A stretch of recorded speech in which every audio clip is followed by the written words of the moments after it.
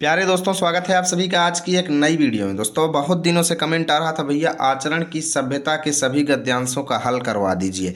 तो फाइनली आज मैं वीडियो लेकर के आ चुका हूं और आचरण की सभ्यता चैप्टर को आज हम फिनिश करेंगे। आप चैप्टर पढ़े हैं या नहीं पढ़े हैं, टेंशन मत लीजिए, आप वीडियो को अंतिम तक ध्यान से देख लीजिए। गारंटी के साथ कहता हूँ एक एक गद्यांश का एक एक प्रश्न आपको बहुत ही अच्छे से समझ में आएगा, क्योंकि एक एक प्रश्न को मैं लिख लिख करके लाया हूँ और सारी चीज़ें बहुत ही सरल शब्दों में आप सभी को समझाने वाला हूँ।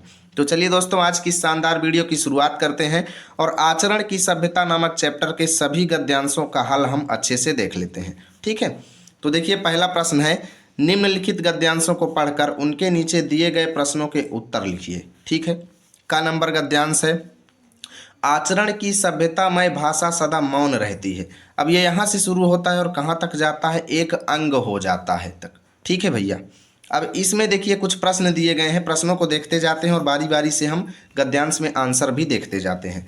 तो पहला प्रश्न है, उपर्युक्त गद्यांश का संदर्भ लिखिए। ठीक है, अथवा में ऐसे भी प्रश्न पूछ सकता है कि गद्यांश के पाठ एवं लेखक का नाम लिखिए।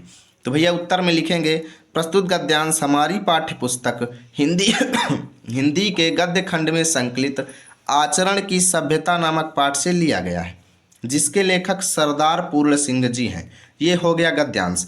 या फिर आप डायरेक्ट लिख सकते हैं कि पाठ का नाम आचरण की सभ्यता और लेखक का नाम सरदार पूर्ण सिंह जी। अब दूसरा प्रश्न है दोस्तों, रेखांकित अंश की व्याख्या कीजिए। तो हेडिंग डालेंगे रेखांकित अंश की व्याख्या, लेकिन इससे पहले हम रेखांकित अंश यहाँ पर देख लेते हैं कहाँ से कहाँ तक है। तो देखिए लिखा गया है कि आचरण की सभ्यतामय भाषा सदा मौन रहती है, अर्थात आचरण की सभ्यता से युक्त भाषा, यानी ऐसी भाषा जो आचरण की सभ्यता से युक्त है, वो हमेशा मौन रहती है। ध्यान दीजिएगा दोस्तों, जो लोग सभ्य होते हैं, सभ्य आचरण वाले लोग होते हैं, वो फालतू की बातें नहीं बोलते हैं, हमेशा मौन रहते हैं और श्रेष्ठ बातें बोलते हैं। जो भी बोलते हैं बहुत अच्छा बोलते हैं और वो मौन रहने पर भी अपने अच्छे आचरण को व्यक्त कर देते हैं। यानी कहने का मतलब ये है कि आचरण की सभ्यता से युक्त भाषा जो होती है हमेशा मूक रहती है, हमेशा शांत रहती है और इस भाषा का निघंटु शुद्ध श्वेत पत्रों वाला है। निघंटु माने दोस्तों, निघंटु माने होता है डिक्शनरी या शब्दकोश जिसको कहते हैं। यानी कि आचरण की सभ्यता से युक्त भाषा का शब्दकोश जो होता है शुद्ध सफ़ेद पन्नों वाला है। शुद्ध सफ़ेद पन्नों वाला मतलब ऐसा कागज़ जिस पर कुछ लिखा ही नहीं है। अर्थात कहने का मतलब क्या है भाई, कहने का मतलब ये है कि आचरण की सभ्यतामय भाषा जो है वो डिक्शनरी के द्वारा भी लिखी नहीं जा सकती। किसी भी साहित्य में कहीं पर भी आचरण की सभ्यतामय भाषा को वर्णित नहीं किया जा सकता, क्योंकि ये ऐसी भाषा है दोस्तों जो पढ़ने से नहीं आती है। इस भाषा को हमें सीखना पड़ता है। आचरण की सभ्यतामय भाषा जो है ये किसी भी डिक्शनरी में, इसका डिक्शनरी यानी इसका शब्दकोश जो है शुद्ध सफ़ेद पन्नों वाला है, यानी एकदम खाली है, इसमें नाम मात्र के लिए भी कोई शब्द नहीं है। यह सभ्य आचरण नाद करता हुआ भी मौन है। यानी सभ्यता से युक्त आचरण जो है दोस्तों अपने आप में बहुत ज़्यादा ध्वनि करता है, अपने आप में नाद करता है, लेकिन फिर भी मौन होता है। व्याख्यान देता हुआ भी व्याख्यान के पीछे छिपा है।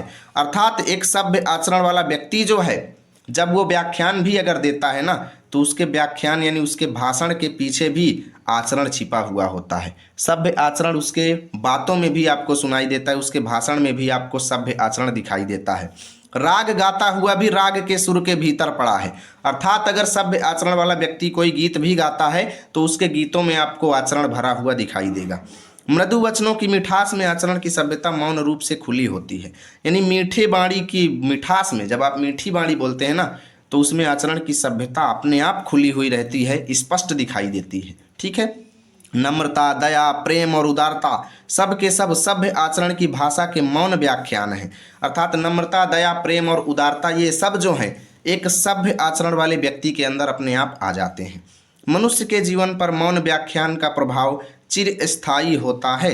अर्थात मानव जीवन पर एक सभ्य आचरण का प्रभाव जो है सदियों तक रहने वाला होता है। चिरस्थायी मतलब जो सदियों तक स्थायी होकर के उसके अंदर बैठ जाता है और उसकी आत्मा का एक अंग हो जाता है। ठीक है, ये दोस्तों इसकी मैंने पूरे की व्याख्या बता दिया। देखो यहाँ से यहाँ तक रेखांकित अंश है तो लिखेंगे हम यहाँ से यहाँ तक ही। मैंने पूरे का इसलिए बता दिया ताकि आपको कहीं से भी रेखांकित अंश दे दे तो आप कर लेंगे। लिखेंगे, प्रस्तुत गद्यांश में लेखक कहते हैं कि सही और सभ्य आचरण की भाषा ना तो शब्दों के द्वारा व्यक्त की जा सकती है और ना ही यह भाषा ज़्यादा शोरगुल करती है। कहने का तात्पर्य है कि आचरण से युक्त व्यक्ति की भाषा शांत, गहरी और प्रभावशाली होती है। आगे लेखक कहते हैं कि आचरण से युक्त भाषा का शब्दकोश जो है श्वेत पत्रों वाला अर्थात निर्दोष, निष्कलंक और शुद्ध होता है।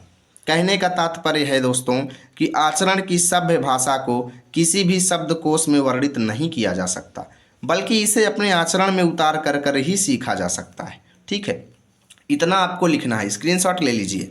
अगला प्रश्न है, सभ्य आचरण की व्याख्या के मौन आख्यान क्या है? तो हम देखे हैं नम्रता, दया, प्रेम और उदारता सब के सब सभ्य आचरण की भाषा के मौन व्याख्यान है। ठीक है, ये सभी नहीं है, इसको लिखना है सभ्य। ठीक है, ये टाइपिंग मिस्टेक है। सभ्य आचरण की भाषा के मौन व्याख्यान है। अगला है, सभ्य आचरण की मुख्य विशेषता क्या है? तो उत्तर लिखेंगे दोस्तों, सभ्य आचरण नाद करता हुआ भी मौन होता है। ये सभी नहीं है, सभ्य है, ये टाइपिंग मिस्टेक है, मैं बार बार बता रहा हूँ। ठीक है, व्याख्यान देता हुआ भी व्याख्यान के पीछे छिपा होता है, राग गाता हुआ भी राग के सुर के भीतर पड़ा होता है। ये सभ्य आचरण की मुख्य विशेषताएं हो गई। ठीक है दोस्तों, मैं स्केच थोड़ा रख देता हूँ, पेन ले लेता हूँ, नहीं तो फिर पीछे तरफ उतर जाएगा। हाँ, देखते हैं 5वां प्रश्न, आचरण की सभ्यतामय भाषा कैसी है? तो उत्तर लिखेंगे, आचरण की सभ्यतामय भाषा सदा मौन रहती है। ठीक है, अब देखते हैं दोस्तों, खा नंबर गद्यांश आप सभी के सामने आ चुका है। खा नंबर गद्यांश है, मौन रूपी व्याख्यान की महत्ता इतनी बलवती, इतनी अर्थवती और इतनी प्रभावती होती है कि उसके सामने क्या मातृभाषा, क्या साहित्य भाषा और क्या अन्य देशों की भाषा सब की सब तुच्छ प्रतीत होती है। यानी लेखक के कहने का मतलब ये है कि आचरण की सभ्यता से युक्त भाषा भले ही मौन होती है, मौन होते हुए भी इस भाषा का महत्व इतना ज़्यादा होता है, ये इतनी बलवती होती है। बलवती होने का मतलब है सशक्त होती है, संपूर्ण होती है, और इतनी अर्थवती अर्थात सार्थक होती है, अर्थ से परिपूर्ण होती है, और इतनी प्रभावती मतलब प्रभावशाली होती है। अर्थात आचरण से युक्त भाषा जो है बहुत ज़्यादा बलवती, बलवती मतलब सशक्त होती है, अर्थवती मतलब सार्थक होती है, और प्रभावती मतलब प्रभावशाली होती है कि उसके सामने क्या मातृभाषा और क्या साहित्य भाषा, अन्य देशों की भाषा सब की सब उसके सामने तुच्छ प्रतीत होने लगती है। यानी आचरण की सभ्यता से युक्त भाषा के सामने कोई भी भाषा कुछ नहीं है, अन्य कोई भाषा दिव्य नहीं है, कोई भी भाषा अलौकिक नहीं है, केवल आचरण की मौन भाषा ही ईश्वरीय है। अर्थात आचरण से युक्त भाषा ही ईश्वरीय है, यानी ईश्वर से संबंध रखने वाली है। ठीक है, विचार करके देखो मौन व्याख्यान किस तरह आपके हृदय की नाड़ी नाड़ी में सुंदरता को पिरो देता है। अर्थात लेखक के कहने का मतलब ये है, आप जरा विचार करेंगे तो पाएंगे कि आचरण से युक्त भाषा जो है हमारे हृदय में सुंदरता को भर देता है। आगे लेखक कहते हैं, वह व्याख्यान ही क्या जिसने हृदय की धुन को और मन के लक्ष्य को ही ना बदल दिया। अर्थात वह भाषण ही क्या, वह मोटिवेशन ही क्या, वह प्रेरणा ही क्या जिसने आपके हृदय की धुन को, आपके हृदय के विचारों को और आपके मन के लक्ष्य को ही ना बदल दिया। यानी अगर भाषण में इतना भी दम नहीं है कि वो आपकी सोच को ना बदल सके तो वो फिर भाषण नहीं है। ठीक है, आगे कहते हैं, चंद्रमा की मंद मंद हंसी का तारागण के कटाक्षपूर्ण प्राकृतिक मौन व्याख्यान का प्रभाव किसी कवि के दिल में घुस करके देखो। कवि कहते हैं, यानी कि लेखक कहते हैं कि जब चंद्रमा रात में चमकता है ना, मंद मंद हंसी जो उसकी दिखाई देती है, तो उसकी तरफ तारागण जो हैं यानी तारे लोग जो हैं कटाक्षपूर्ण यानी तिरछा नेत्र करके देखते हैं, और ये नज़ारा सबको नहीं दिखाई देता है। ये प्राकृतिक मौन व्याख्यान जो है सबको नहीं दिखाई देता, इसका प्रभाव किसी कवि के दिल पर ही घुस करके देखना होता है। यानी आप लोग देखेंगे तो कवि जो है किस तरीके से वर्णन करता है कि चंद्रमा कैसे देख रहा है तारों की तरफ और तारे कैसे तिरछी नज़र से उसकी तरफ देख रहे हैं। यानी ये वर्णन केवल कवि के दिल में घुस करके देखा जा सकता है कि चंद्रमा और तारों के बीच कैसा प्रेम है, कवि कैसे समझ लेता है। सूर्यास्त होने के बाद श्री केशव चंद्र सेन और महर्षि देवेंद्रनाथ ठाकुर ने सारी रात एक क्षण की तरह गुजार दिया, क्योंकि वो लोग कवि हैं, और चंद्रमा और तारों की चर्चा करते करते सारी रात बिता दिया उन्होंने। यह तो कल की बात है, ठीक है, ये तो अभी की बात है। आगे लेखक कहते हैं, कमल और नरगिस के फूलों में देखिए, कुछ कवि ऐसे होते हैं जो कमल और नरगिस के फूलों में नेत्र देख लेते हैं। आप लोग कक्षा 10 में एक चैप्टर पढ़े होंगे, चरण कमल बंदौ हरिराई, है ना। यानी कि कमल नयन, कमल यानी कई लोग कवि क्या करते हैं कि कहते हैं कि भाई कमल के भी नेत्र होते हैं, कहते हैं भगवान श्री राम के नेत्र कमल जैसे हैं, कमल नयन है ना। यानी कि कवि क्या यहाँ पे लेखक कह रहे हैं कि कमल और नरगिस के फूलों में नेत्र देख लेने वाले नेत्रों से पूछो, अर्थात कवियों के उन आँखों से पूछो कि मौन व्याख्यान की महत्ता कितनी दिव्य होती है, कितनी अलौकिक होती है। यानी उन कवियों से पूछो जो कमल और नरगिस के फूल में नेत्र देख लेते हैं, उनको कमल और नरगिस के फूलों में भी आंखें दिखाई देती हैं और उनकी तुलना भगवान की आंखों के साथ कर देते हैं। उनसे पूछो कि भाई मौन व्याख्यान का महत्व कितना ज़्यादा होता है। अब देखिए संदर्भ वगैरह तो सब पूर्वत यानी पहले की भांति रहेगा, जैसा पहले में था सेम टू सेम यहाँ पे लिख लेना है। अगला है रेखांकित अंश की व्याख्या कीजिए। तो भैया यहाँ से यहाँ तक रेखांकित अंश है, तो यहाँ से यहाँ तक की रेखांकित अंश की व्याख्या लिख देंगे। मौन रूपी व्याख्यान की महत्ता इतनी बलवती, अर्थवती और प्रभावती होती है। आप लोग किताब लेकर के बैठें तो ज़्यादा अच्छा है, ठीक है। हालांकि मैं यहाँ पर आपको अच्छे से समझाने की कोशिश कर रहा हूँ कि प्रस्तुत गद्यांश में लेखक कहते हैं कि आचरण का यह मौन व्याख्यान इतनी बलवती अर्थात सशक्त, अर्थवती अर्थात गहरा और सार्थक, और प्रभावती यानी प्रभावशाली होती है कि उसके सामने कोई भी भाषा, चाहे वह मातृभाषा हो, साहित्यिक भाषा हो या किसी अन्य देश की भाषा हो, सब की सब तुच्छ या नगण्य प्रतीत होती है, ठीक है। व्याख्या परिपूर्ण हुई। अगला प्रश्न है मौन रूपी व्याख्यान का क्या महत्व है, ठीक है भैया। तो यहाँ पर अभी आप पढ़े हैं कि मौन रूपी व्याख्यान की महत्ता इतनी बलवती, अर्थवती, यही वाला आपको लिखना है ना। तो यहाँ पर लिख देंगे मौन रूपी व्याख्यान की महत्ता इतनी बलवती, इतनी अर्थवती और इतनी प्रभावती होती है कि उसके सामने क्या मातृभाषा, क्या साहित्य भाषा और क्या अन्य देश की भाषा, सब की सब तुच्छ प्रतीत होती है। ये आंसर हो गया। अगला प्रश्न है आप सभी के सामने कि आचरण की मौन भाषा का संबंध किससे है। तो अभी हम पढ़े हैं कि आचरण की मौन भाषा का संबंध ईश्वर यानी परमात्मा से है। लिखा गया था कि आचरण की सभ्यतामय भाषा ईश्वरीय है, यानी ईश्वर से इसका सीधा संबंध है। प्रस्तुत गद्यांश में लेखक का निहित भाव क्या है।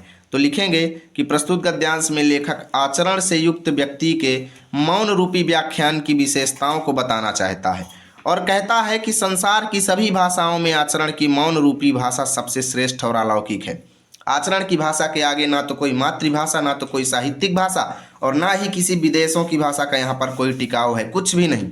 आचरण की सभ्यता से युक्त भाषा के आगे सब तुच्छ के तुच्छ है, ठीक है। ग नंबर गद्यांश है दोस्तों, प्रेम की भाषा शब्द रहित है। लेखक कहते हैं कि प्रेम से युक्त भाषा जो है शब्दहीन होती है, शब्द रहित होती है। अर्थात प्रेम की बातें जो हैं उनको शब्दों के द्वारा वर्णित नहीं किया जा सकता। अर्थात प्रेम भावना जो है वो शब्दों के पहुंच से बाहर है। आगे लेखक कहते हैं नेत्रों की, कपोलों की, मस्तक की भाषा भी शब्द रहित है। अर्थात नेत्रों से जो तिरछी नजरें चलती हैं और गालों की सुंदरता और मस्तिष्क की भाषा जो है, ये सब चीज़ें शब्द रहित हैं, इनको शब्द के द्वारा वर्णित नहीं किया जा सकता। लेखक कहते हैं जीवन का वास्तविक तत्व भी शब्द से परे है। अर्थात जीवन का वास्तविक अर्थ क्या होता है, इसको भी शब्दों के द्वारा वर्णित नहीं किया जा सकता। लेखक कहते हैं भैया कि सच्चा आचरण यानी सच्चे आचरण का प्रभाव और शील यानी व्यवहार जो है, अवल स्थित संयुक्त आचरण यानी सदियों तक बना रहने वाला संयुक्त आचरण जो है, ना तो साहित्य के लंबे व्याख्यानों से गढ़ा जा सकता है, ना तो वेद की श्रुतियों के मीठे उपदेश से।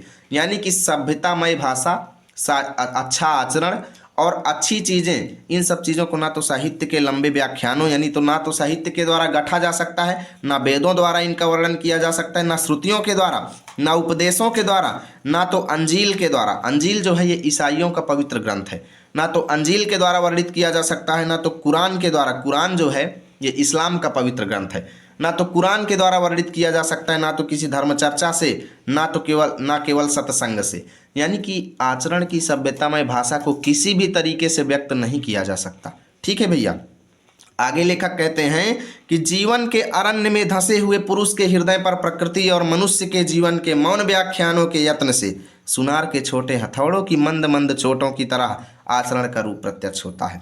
यानी कोई ऐसा व्यक्ति जो इस जीवन रूपी जंगल में धंसा हुआ हो, जीवन रूपी चक्र में, जीवन के माया जाल में फंसा हुआ हो, उस पुरुष के हृदय पर इस नेचर यानी वातावरण, प्रकृति और मनुष्य के जीवन के मौन व्याख्यानों के यत्न से, यानी कि उसके अंदर मौन व्याख्यानों को निर्मित करना, ये सब चीज़ें जब उनके अंदर थोड़ी थोड़ी विकसित की जाती हैं तो ये कैसे विकसित होता है, जैसे सुनार के छोटे हथौड़े की धीमी धीमी चोटों से आचरण का रूप प्रत्यक्ष होता है। यानी जैसे सोनार धीरे धीरे हथौड़े को पीटता है तो हथौड़े से सोने को पीटता है तो सोने में चमक आती है।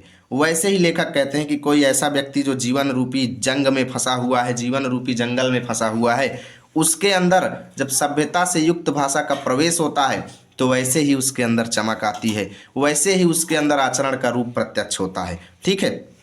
अब संदर्भ और गद्यांश के पाठ और लेखक का नाम तो पहले की भांति लिख देंगे।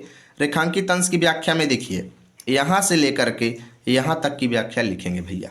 ठीक है, तो हेडिंग डालेंगे रेखांकित अंश की व्याख्या और लिखेंगे लेखक कहते हैं कि प्रेम एक ऐसी भावना है जिसे शब्दों के माध्यम से पूरी तरह व्यक्त नहीं किया जा सकता है। प्रेम की भाषा शब्दों से अधिक गहरी और निःशब्द होती है। प्रेम और भावनाएं केवल शब्दों से ही नहीं बल्कि शरीर की भाव भंगिमाओं से भी व्यक्त होती है। यानी प्रेम की भावनाएं जो हैं वो ज़्यादातर शारीरिक गतिविधियों पर निर्भर करती हैं। ठीक है, आंखों की चमक, चेहरे की मुस्कान, गालों पर लाली आदि ये सभी शरीर के ऐसे संकेत हैं जो बिना किसी शब्द के भावनाओं को व्यक्त करते हैं। आगे लेखक कहते हैं कि जीवन का वास्तविक अर्थ शब्दों से परे है, अर्थात जीवन का वास्तविक उद्देश्य क्या है ये भी शब्दों के द्वारा व्यक्त नहीं किया जा सकता, क्योंकि जीवन के कई पहलू हैं जिन्हें महसूस किया जा सकता है लेकिन उन्हें शब्दों में व्यक्त करना कठिन है। ये दोस्तों व्याख्या हो गई। स्क्रीनशॉट आप ले सकते हैं और चैप्टर आप क्या करेंगे, किताब पढ़ेंगे और साथ ही साथ इस व्याख्या को भी देखेंगे तो एक एक चीज़ आपको समझ में आएगी, ये मेरी गारंटी है। देखिए प्रेम की भाषा कैसी होती है, तो प्रेम की भाषा शब्द रहित होती है। चलिए अगला देखते हैं भैया। मानव का सदाचार किसके माध्यम से व्यक्त नहीं किया जा सकता, तो मानव का सदाचार ना तो साहित्य के लंबे व्याख्यानों से गढ़ा जा सकता है, न वेद की श्रुतियों के मीठे उपदेश से, ना अंजील से, ना कुरान से, ना धर्म चर्चा से, ना केवल सत्संग से। ठीक है, इन तरीकों से व्यक्त नहीं किया जा सकता। प्रेम की भाषा के द्वारा हमारे हृदय के भावों को किस प्रकार प्रकट किया जाता है, यानी कहने का मतलब ये है कि प्रेम की भाषा के द्वारा हम अपने हृदय के भावों को कैसे व्यक्त करते हैं। ठीक है, लेखक एकदम मेन पॉइंट पूछना चाहता है तो वही उत्तर में लिखेंगे कि प्रेम की भाषा शब्दों से परे होती है, अर्थात प्रेम की भाषा शब्दों से व्यक्त नहीं की जा सकती और इसे हमारे हृदय के गहरे भावों को व्यक्त करने का एक मौन, सूक्ष्म और सजीव तरीका माना जाता है। यानी प्रेम की भाषा जो है हमारे हृदय के भावों को बहुत ही बेहतरीन तरीके से व्यक्त कर लेती है। कैसे? यह मौन होती है लेकिन मौन होते हुए भी हमारे हृदयस्थ भावों को ये व्यक्त कर सकती है। यह हमारे आंतरिक भावों और विचारों को शारीरिक अभिव्यक्तियों, कार्यों और आंतरिक संवेदनाओं के माध्यम से व्यक्त करती है। ठीक है भैया, इस तरीके से आपको लिखना है कि प्रेम की भावना जो है वो हमारे शारीरिक अभिव्यक्तियों जैसे तिरछे नेत्र वगैरह है ना, चेहरे की सुंदरता इत्यादि के द्वारा हमारे हृदयस्थ भावों को व्यक्त करती है। ये हो गया। अब घ नंबर गद्यांश देखते हैं भैया। आचरण भी हिमालय की तरह एक ऊंचे कलश वाला मंदिर है। यानी लेखक ये कहते हैं कि जैसे हिमालय जो है एक ऊंचे कलश वाले मंदिर की तरह सुंदर दिखाई देता है, परंतु जिसको बनने में लाखों करोड़ों वर्ष लगे हैं, वैसे ही आचरण भी हिमालय के जैसे ही है। क्योंकि आचरण होता तो सुंदर है लेकिन इसको निर्मित होने में बहुत ज़्यादा वक्त लगता है। किसी भी व्यक्ति के अंदर आचरण विकसित होने में बहुत ज़्यादा टाइम लगता है। वह आम का पेड़ नहीं है जिसको मदारी एक क्षण में तुम्हारी आंखों में धूल मिट्टी डाल करके अपनी हथेली पर जमा देता है।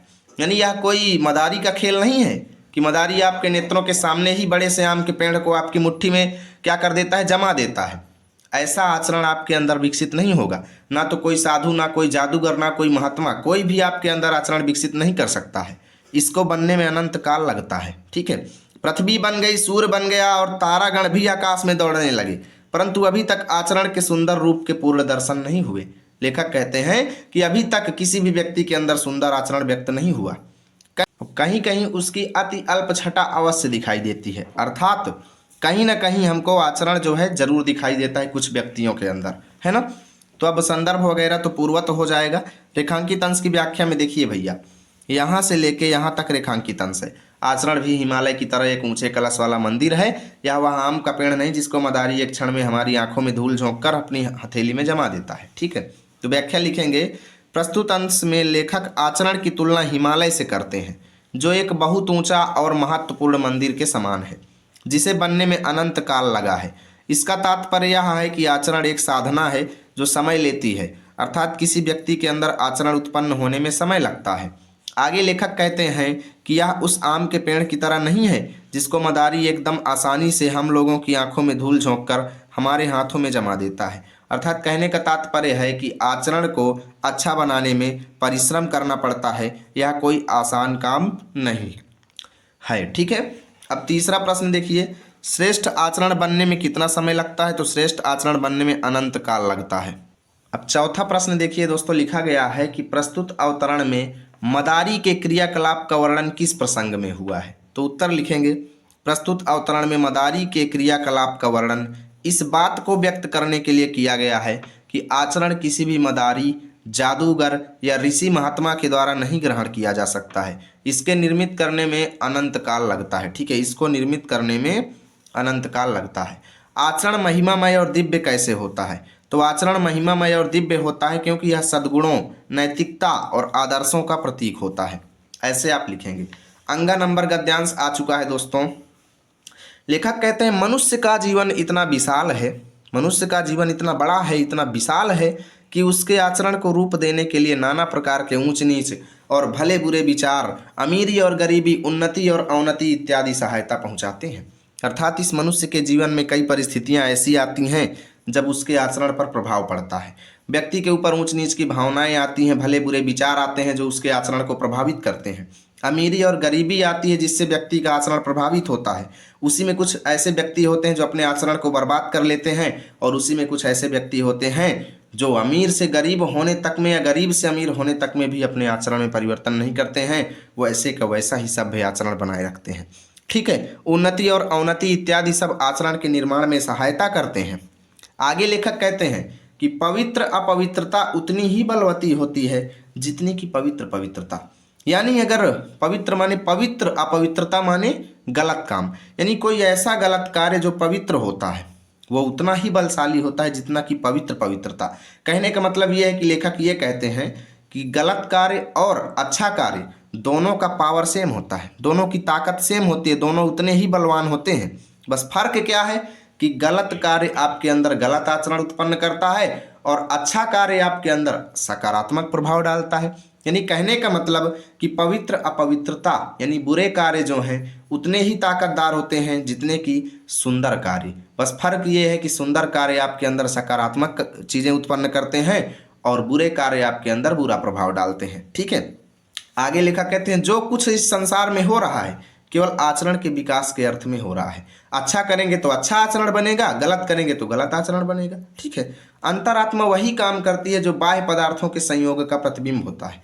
यानी हमारी अंतरात्मा वही काम करने के लिए हमको प्रेरित करती है जो आसपास के वातावरण में वो देखती है। ठीक है भैया, जिनको हम पवित्र आत्मा कहते हैं, क्या पता किन किन कूपों से निकल कर वे अब उदय को प्राप्त हुए हैं। यानी लेखक कहते हैं कि आज जो अपने आप को पवित्र आत्मा समझते हैं, अपने आप को महर्षि सज्जन समझते हैं, क्या पता है कि कई वर्ष पहले वो भी किसी बुरे कृत्य में लगे हुए रहे हों, किसी बुरे काम को कर रहे थे और अब वो उदय को प्राप्त हो गए हों, है ना। यानी कि व्यक्ति जो है जब चाहे अपने आचरण को सुधार सकता है, इसके लिए उसे प्रयत्न करना चाहिए। ठीक है, अब संदर्भ और पाठ और लेखक का नाम तो पूर्ववत पहले की भांति। रेखांकित अंश की व्याख्या में भैया यहाँ से लेकर के यहाँ तक मनुष्य का जीवन इतना विशाल है कि उसके आचरण को रूप देने के लिए नाना प्रकार के ऊंच और नीच, भले बुरे विचार, अमीरी और गरीबी, उन्नति और अवनति इत्यादि सहायता पहुंचाते हैं। तो लिखेंगे, लेखक कहते हैं कि मनुष्य का जीवन बहुत बड़ा होता है। इस पूरे जीवन काल में मनुष्य के सामने अनेक प्रकार की समस्याएं और परिस्थितियां आती हैं जो व्यक्ति के आचरण को प्रभावित करती हैं। ठीक है, जीवन में व्यक्ति को अच्छे और बुरे विचारों का सामना करना पड़ता है जो उसके व्यक्तित्व और आचरण को आकार देते हैं। उसे जीवन में अमीरी और गरीबी दोनों प्रकार की समस्याओं का सामना करना पड़ता है। जीवन में कभी हम उन्नति की ओर बढ़ते हैं तो कभी हमें असफलता भी हाथ लगती है।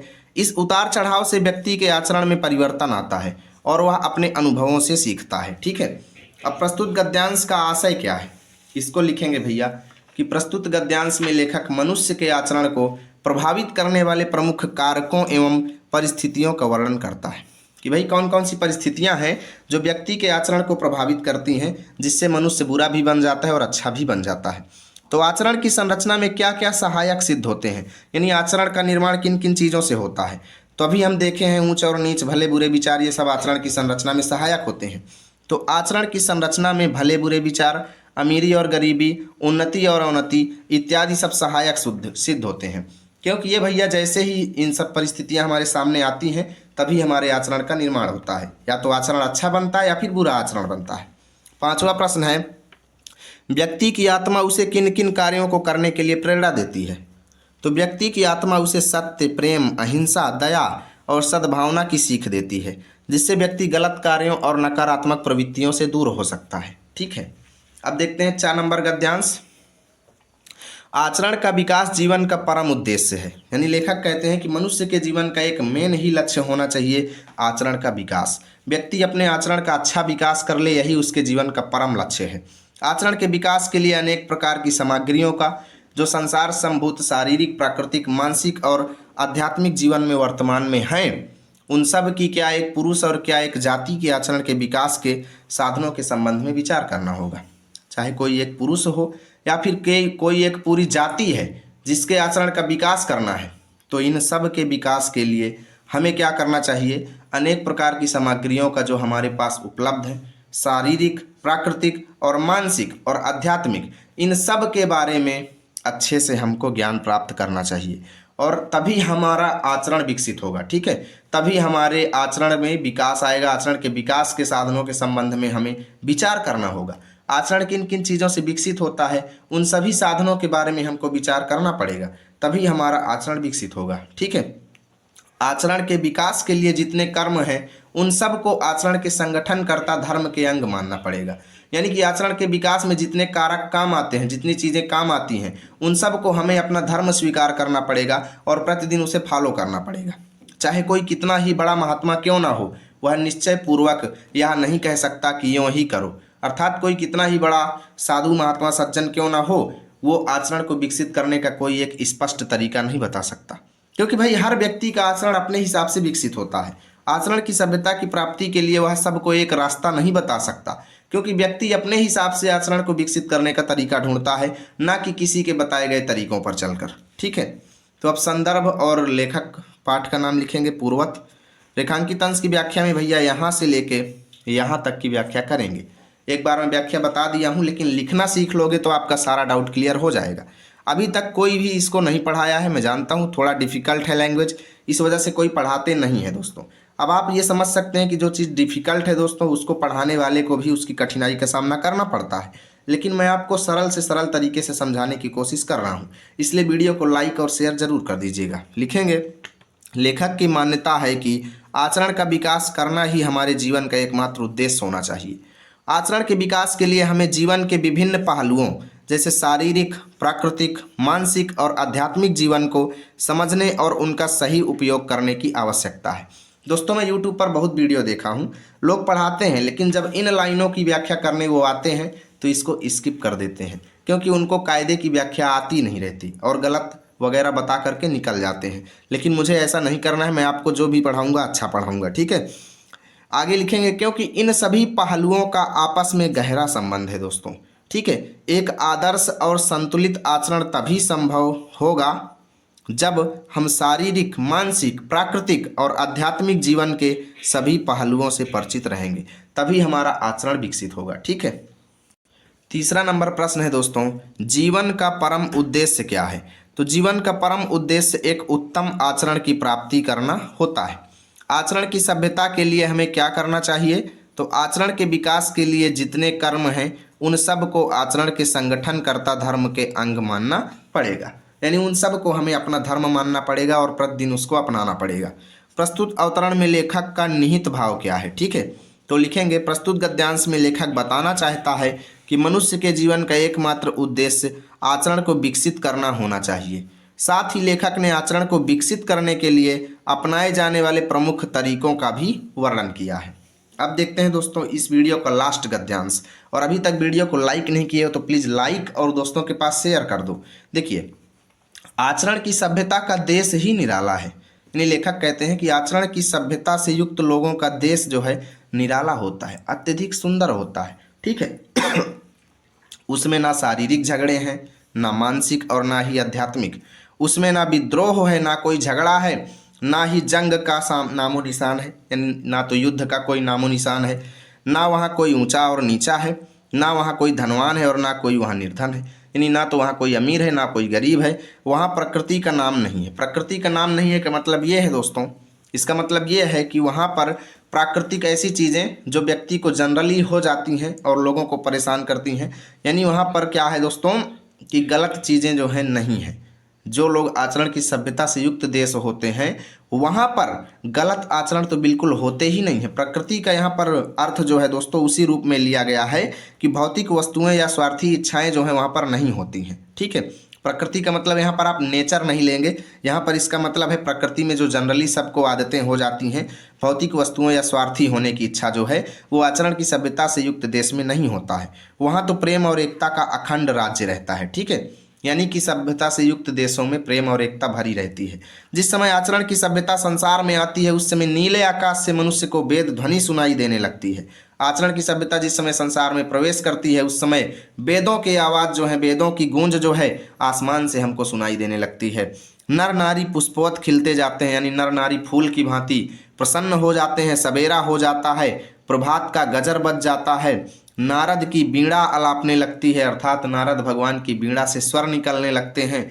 ध्रुव का शंख बजने लगता है, शंख गूंज उठता है और प्रहलाद का नाच होने लगता है। ठीक है, शिव जी का डमरू बजता है और कृष्ण की बांसुरी की धुन भी शुरू हो जाती है जब आचरण की सभ्यता देश में प्रवेश करती है। ठीक है, अब उपर्युक्त गद्यांश का संदर्भ और लेखक का नाम, पाठ का नाम लिखेंगे पूर्ववत।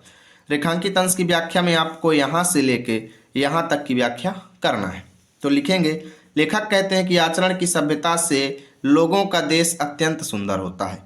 उस देश में ना तो शारीरिक संघर्ष होते हैं, ना मानसिक परेशानियां और ना ही आध्यात्मिक असमंजस। ठीक है, वहाँ विद्रोह और युद्ध का नामो निशान नहीं होता है। वहाँ ना कोई व्यक्ति उच्च होता है, ना कोई नीचा, ना कोई अमीर और ना ही कोई गरीब, अर्थात सभी लोग आपस में मिलजुल कर रहते हैं। वहाँ पर प्रेम और एकता का राज्य चलता है, ना कि भौतिक वस्तुओं या स्वार्थी इच्छाओं की। अगला प्रश्न है, आचरण की सभ्यता का देश कैसा है? तो आचरण की सभ्यता का देश निराला होता है। गद्यांश का आशय स्पष्ट कीजिए। तो प्रस्तुत गद्यांश में आचरण की वजह से किसी देश में होने वाले परिवर्तनों पर प्रकाश डाला गया है। इस तरीके से दोस्तों इस चैप्टर को मैंने फिनिश कर दिया। बहुत ज़्यादा मेहनत लगी इस चैप्टर को पढ़ाने में और मैंने काफ़ी मेहनत किया है, काफ़ी रिसर्च किया है कि एक शब्द का अर्थ ढूंढने की। बाकी जिस शब्द में आपको डाउट हो तो कमेंट करना, मैं कमेंट बॉक्स में भी आंसर बता दूंगा। यदि वीडियो अच्छा लगा है तो लाइक करना, और इसका PDF आपको चाहिए तो टेलीग्राम चैनल का लिंक डिस्क्रिप्शन में दिया गया है, जाकर के ज्वाइन कर लो। मिलेंगे आप सभी के साथ अगली वीडियो में, तब तक के लिए जय हिंद, जय भारत।